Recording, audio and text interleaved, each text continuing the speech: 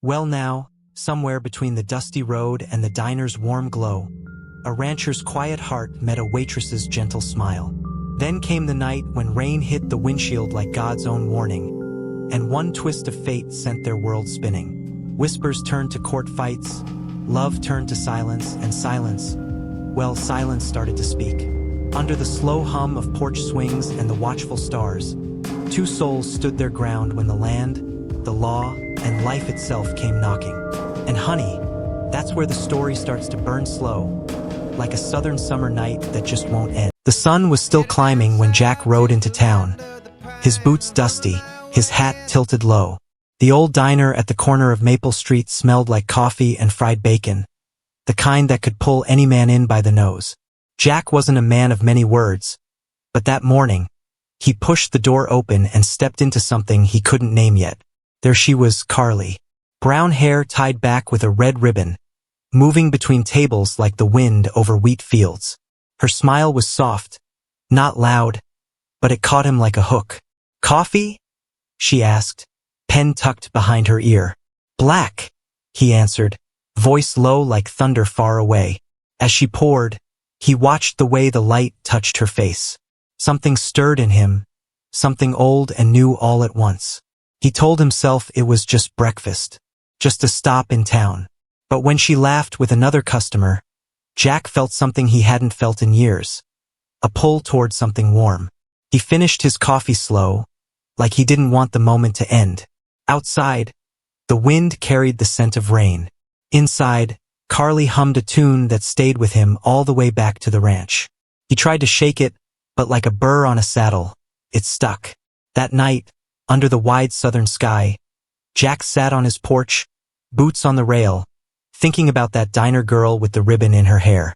The stars stretched far, and the cicadas sang their chorus. He didn't know it yet, but his life had already started to shift, quiet and steady, like the first roll of thunder before the storm. The next morning came with a streak of pink light over the hills.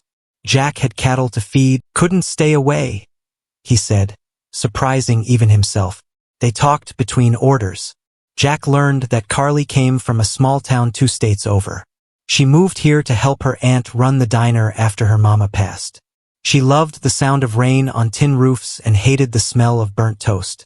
Jack listened like every word was gold. For a man who'd spent most of his life with cattle and silence, her voice was a sweet kind of noise. When the lunch rush slowed, she handed him a slice of pie on the house. "For the road," she said. He tipped his hat and left, but his heart felt heavier than his saddle. Something had started, something neither of them named.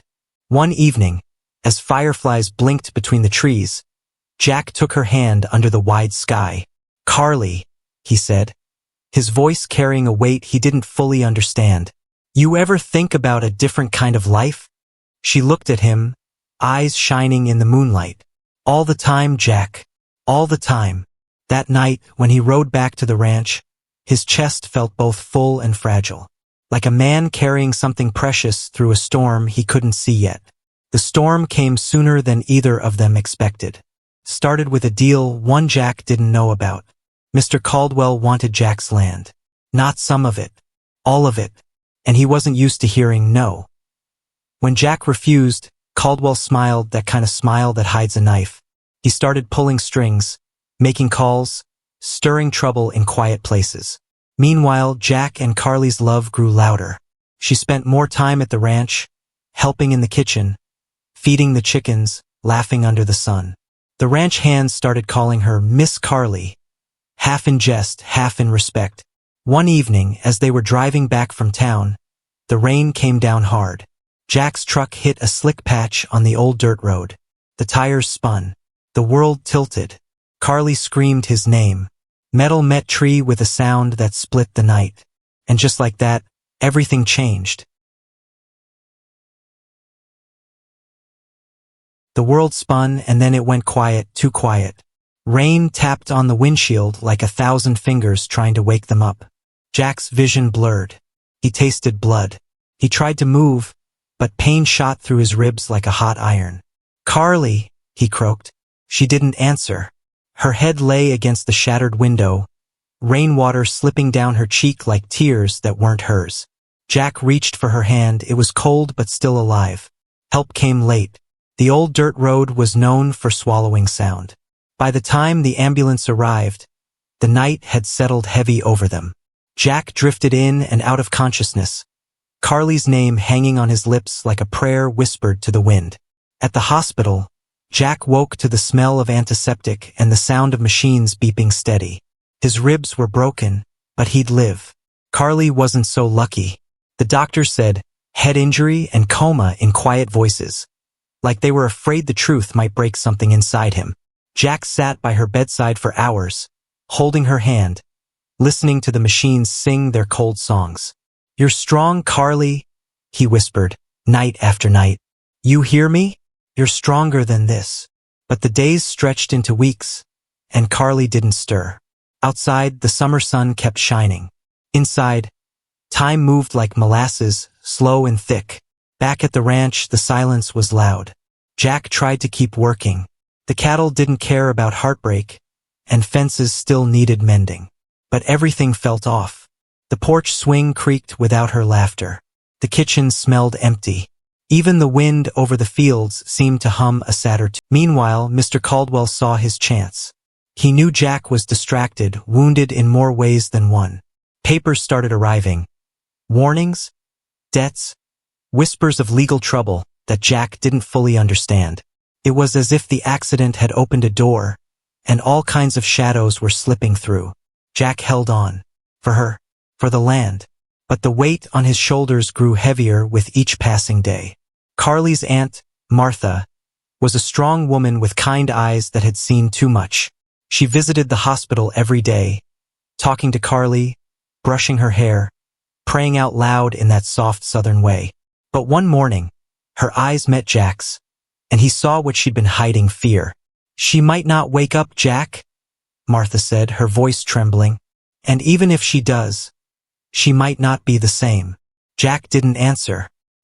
He just stared at Carly's still face, memorizing the curve of her lips, the line of her brow. He'd loved her laughter. He never thought he'd have to love her silence too. Weeks turned to months. Jack sold a few cattle to cover hospital bills. He stopped going into town except to see her. The diner changed. Without Carly, the place felt hollow. Folks whispered, wondering if she'd ever wake. But light always draws shadows. Mr. Caldwell's patience had worn thin. He sent men, slick-haired men with hard eyes, to talk to Jack. They came to the ranch, uninvited, their shiny shoes sinking into the dusty ground. Time's running out, one of them said, handing him papers. Sign, and this can all go away. Jack tore the papers in half. This land ain't for sale, he growled. The man just smiled like a snake and walked off. Jack knew trouble was brewing, deep and mean. He tightened his jaw and went back to work.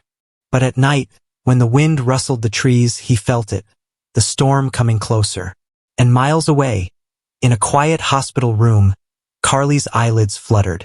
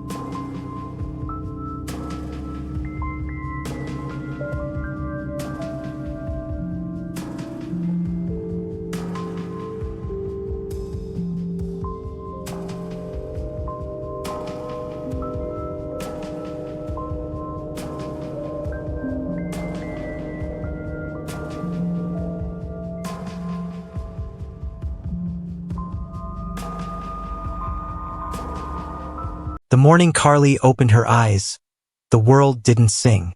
It whispered, soft, careful, like it didn't want to scare the moment away. The nurse was the first to notice. She gasped, called the doctor, and soon the room filled with footsteps, whispers, and hope wrapped in white coats. Carly blinked slowly, as if waking from a long, deep dream. Her eyes moved around the room, confused, tired. When Martha came in and grabbed her hand, tears rolled down her cheeks like summer rain after a drought. "Baby, you're back," Martha whispered. But Carly didn't speak. Her mouth moved, but no words came out. It was as if her voice had been left behind in that rainy night. The doctors called it trauma, something about the brain needing time. Jack didn't understand all the terms, but he understood this. She was alive, and that was enough. When he walked in, their eyes met. For a long moment, no one said a word. He stepped close, took her hand, and whispered, "Hey, darling." Her eyes filled with tears. She squeezed his hand weakly, and in that squeeze, Jack felt everything. Pain, love, fear, hope. The storm hadn't passed, but maybe, just maybe, they could walk through it together. Recovery was slow, like trying to push a wagon up a muddy hill. Carly had to learn to move steady again. She wrote more than she spoke. Simple words on paper. Tired, pain, thank you. Sometimes she'd just draw small hearts, shaky but full of meaning. Jack was there through it all. He drove to the hospital before dawn, worked the ranch in the afternoons, then came back to sit by her bedside in the evenings. Folks said he was crazy for holding on this tight. Jack didn't care. When you love someone deep, you don't count the days. You just keep showing up. But as Carly got better, Jack's world started cracking in other places. Bills piled up. Caldwell's men kept circling like buzzards. The ranch was slipping through his fingers, slow and quiet. He didn't tell Carly everything. Yet Carly could sense something behind his eyes, a worry he wouldn't say out loud. One evening, she wrote on her notepad, "Tell me the truth." Jack stared at the words for a long time. Then he sighed, leaned back, and told her about Caldwell, about the bills, about the land hanging by a thread. Carly didn't flinch. She took his hand and squeezed it. Her silence wasn't weakness. It was a quiet strength that steadied him. Mr. Caldwell wasn't a man who liked waiting. He'd sent letters. He'd sent men. Now he came himself. One hot afternoon, his black car rolled up the dusty road to Jack's ranch. He stepped out wearing a white suit that didn't belong under the southern sun. "Jack," he said, smiling like a wolf wearing sheep's skin. "We both know how this ends. Sell the land. Walk away with something. Or lose it all." Jack stood on his porch, hands resting on the rail. "This land's been in my family for 3 generations. I ain't sellin'." Caldwell's smile thinned. "Then I'll take it another way." The air between them grew thick, heavy, like a storm about to break.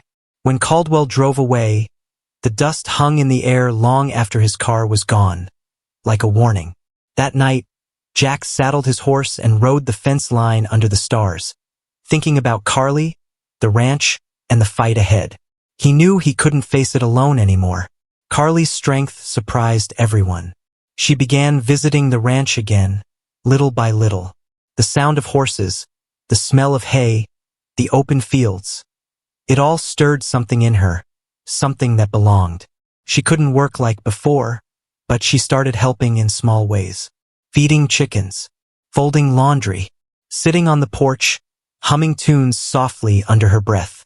One evening, as the sky turned orange and the cicadas began their chorus, Jack sat beside her. "Carly," he said slowly, "I don't know what's comin', but I know I can't do it without you." She reached for her notepad and wrote one word, "Together." And when the nights grew restless, Jack started noticing small things that didn't sit right. Fence posts loosened, footprints near the barn that weren't from his ranch hands. A lantern left swinging when no one had been there. Caldwell's threats weren't just words anymore. They were moving like shadows in the dark. One night, while checking the southern fence line, Jack saw 2 figures by the water tank. He yelled, and they ran like foxes in the night. He chased them, but the darkness swallowed their tracks. He returned home, chest tight, knowing the fight had begun in earnest. Carly found him the next morning, sitting on the porch with a rifle across his lap, eyes tired but sharp. She sat beside him, wrapped in a shawl, and wrote on her notepad, "We'll face it." Jack gave a tired smile. "Reckon we will." The ranch was more than land. It was roots, blood, stories carved into wood and dirt. And now it was under siege. Word traveled fast in small towns. Caldwell had power, but Jack had something else, loyalty. Old friends, neighbors, and ranch hands began to notice what was happening. They brought nails, wood, strong backs, and steady hands. Together, they patched fences, set up lanterns along the perimeters, and kept watch at night. Carly helped in her way. She started keeping a ledger, writing down everything suspicious. She even convinced a few diner folks to pass her whispers, what Caldwell was saying, who he was talking to. Her silence made her a better listener. People underestimated quiet souls. Jack started feeling that old fire in his chest again. Jack's hands shook as he read the words. Felt like someone had nailed the sky shut. That night, he didn't sit on the porch. He went out to the far field alone, under the stars, and let the wind hear what no one else would. "I can't lose this," he whispered. "I can't lose her. I can't lose this land." Carly found him there, sitting in the grass, hat beside him. She didn't speak. She just knelt beside him and slipped her hand into his. In that quiet, their fingers told each other everything words couldn't. The next weeks were a race against time. Jack tried everything. Selling cattle, cutting costs, even talking to banks he'd sworn he'd never deal with. But money like that doesn't grow on ranch soil overnight. Caldwell's men circled like vultures, waiting for the last breath. Carly, still finding her strength, started helping at the diner again. She couldn't work full shifts, but she greeted customers, wiped tables, and let her presence remind folks of who she was. People whispered less now when they saw her. They smiled, and some even pressed bills into her hands, quiet donations, small but meaningful. One evening, as she counted the money with Martha at the kitchen table, tears filled her eyes. "We're not alone," Martha said softly. Carly nodded, writing the word on her notepad, "Hope." Meanwhile, Jack stumbled upon something unexpected. In an old chest in the barn, one he hadn't opened since his daddy died, he found a stack of letters and a folded deed. There was a clause he'd never noticed, a small note in his father's handwriting. "For the future, don't let them take it." Jack didn't know it yet, but those papers were the spark he needed. Jack took the papers to the town's only honest lawyer, an old man named Harris who'd lived there longer than the courthouse itself. Harris read slow. The town was buzzing now. Whispers turned into porch talk, and porch talk turned into loud conversations over sweet tea. Folks had underestimated Jack. Caldwell had built his empire on quiet deals and scared men. But Jack wasn't scared anymore, and Carly, though she spoke few words, stood beside him like a steady flame that refused to be blown out. They filed the legal papers with Harris the very next morning. Caldwell got the news that same afternoon. Witnesses said they saw his jaw tighten for the first time in years. He wasn't smiling anymore. Jack knew this wasn't the end. Men like Caldwell didn't just fold. They fought dirty. That night, he doubled the watch around the ranch. Lanterns lit every corner. The porch was alive with loyal hands, coffee mugs in hand, boots tapping in rhythm with the crickets. Carly sat in her chair wrapped in a quilt, watching the stars, writing small notes to keep their spirits up. One note she passed around said simply, "We've come too far to stop now." Caldwell struck back the way cowards often do, in the dark. A few nights later, just before dawn, the barn caught fire. Flames shot into the sky. For a long moment, the room was silent except for the ticking clock on the wall. Caldwell's smile returned, thin and sharp. "This town always picks the man with the deeper pockets, Jack. Don't forget that." Jack straightened his hat. "We'll see whose pockets matter when the truth comes out." He left without looking back, boots thudding like war drums. Carly's recovery had reached a turning point. She still struggled to speak, but words started coming back slowly, one by one, like timid birds returning after a storm. One evening, sitting on the porch as the sun melted into gold, she whispered softly, "Jack." He turned to her, eyes wide. She smiled, shaky but bright. "Home," she said, tapping her chest. Jack's throat tightened. He knelt beside her and pressed his forehead against hers. "Yeah, darlin'. Home." The moment spread through the ranch like warm honey. The men cheered softly, women wiped tears, and Carly laughed. A small sound, but real. It had been a long road from that rainy night, but she was fighting her way back, piece by piece. And Jack had never loved her more. The court date came quicker than expected. Caldwell brought his lawyers. Men in expensive suits with polished shoes that had never touched dirt. Jack walked in with Harris, wearing his cleanest jeans, boots shining, and his hat held respectfully in his hands. Carly walked beside him slowly, arm hooked around Martha's. Her presence alone turned heads. The courtroom was packed. Folks from the diner, ranch hands, curious neighbors, they filled the benches. Everyone knew this wasn't just about land. It was about right and wrong. The judge leaned forward, adjusting his glasses, eyes moving slowly between Jack and Caldwell. "Land like this," he began, "ain't just dirt and grass. It's legacy. It's blood. And sometimes, the law remembers what men try to bury." The courtroom went silent. You could hear a cough in the back, the creak of a wooden bench, the faint hum of the ceiling fan. "This court recognizes the trust clause set forth in the original deed," the judge continued. "Ownership of the land remains with Jack Taylor.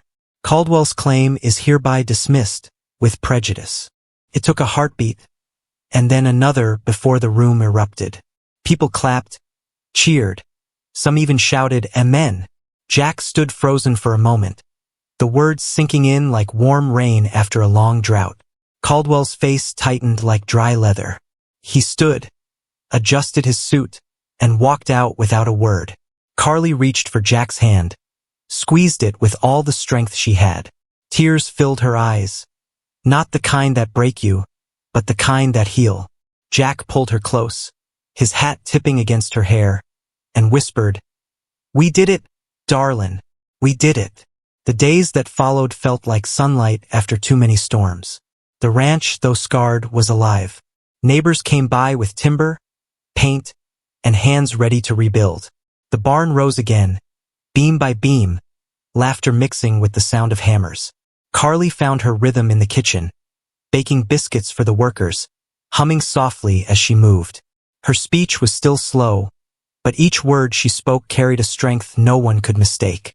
Jack watched her from the porch, heart swelling in a way he couldn't quite put into words. One night, after the last lantern had been turned off and the stars spread like salt across a black sky, Jack and Carly sat on the porch swing together.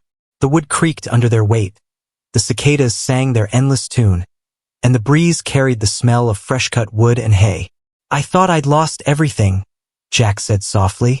She turned to him, smiled, and Carly returned to the diner part-time, her ribbon back in her hair, her laugh steady.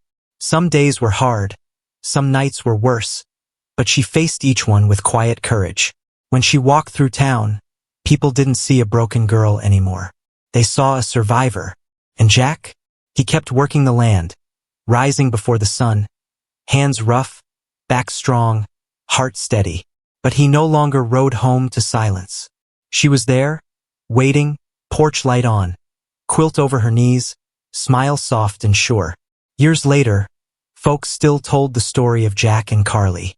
They told it slow, sitting on porches as the sun dipped low, rocking chairs creaking, fireflies blinking in the dusk. They spoke of love that didn't flinch, of land that held history like a heartbeat, of a waitress with a ribbon who found her voice again, and a rancher who refused to bend. Some told it like a love story. Others told it like a fight between right and wrong. But everyone told it with the same rhythm, the same hush at the end, like they'd brushed against something bigger than themselves.